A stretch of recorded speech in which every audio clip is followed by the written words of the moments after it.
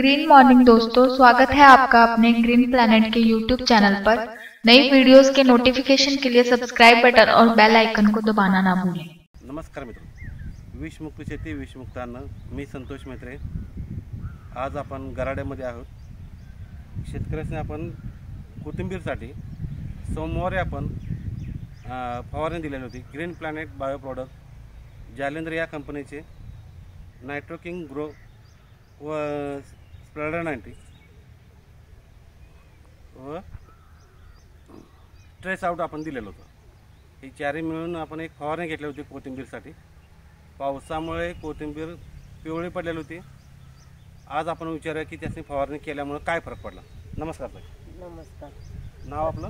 रवीना लवरावडे, गराडे, राला गराडे। फरक चांगला पडलाय आणि छान आली कोथिंबीर छान आली।